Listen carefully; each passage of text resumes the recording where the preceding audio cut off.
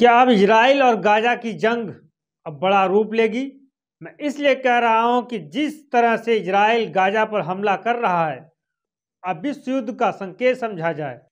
अब तो तुर्की के राष्ट्रपति ने भी अपना रुख साफ कर दिया है। अब तुर्की ने भी अपनी सेना युद्ध अभ्यास पर लगा दिया है। तुर्की के राष्ट्रपति ने कहा है कि रेसेप तैयप एर्दोआन ने कहा है कि मैं फिलिस्तीन के हित के लिए मैं खड़ा हूं और गाजा के पीड़ित लोगों को आशा देने के लिए। यह बात उन्होंने इस्तांबुल शाखा द्वारा आयोजित ग्रैंड फिलिस्तीन रैली में कहा।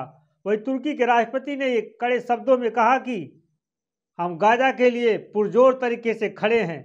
इन्होंने कड़ी मेहनत की और पसीना बहाया ताकि हमारा झंडा हमारे भूगोल के आसमान में हमेशा की तरह फहराता रहे।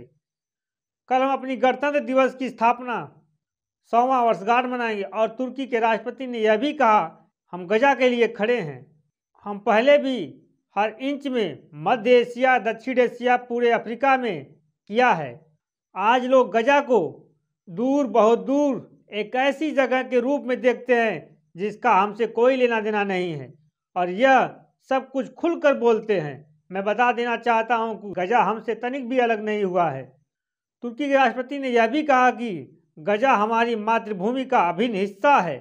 तुर्की के राष्ट्रपति ने गाजा आतंकवादी संगठन नहीं है, वह गाजा को आतंकवादी संगठन नहीं मानते हैं, लेकिन गाजा के साथ जो इजराइल की सेना कर रही है उसका मैं कड़े शब्दों में निंदा करता हूं।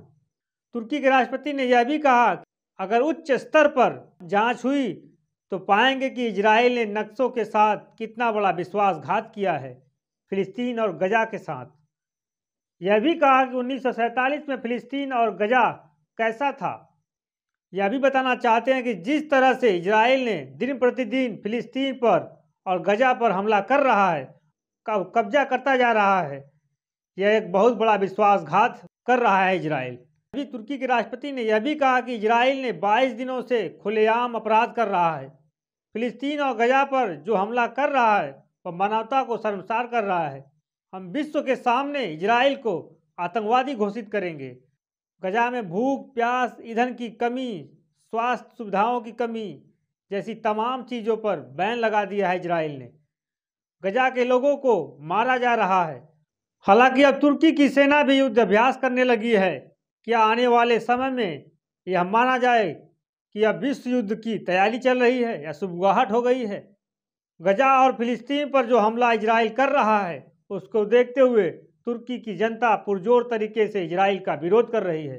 मीडिया 9 भारत को लाइक और सब्सक्राइब करें।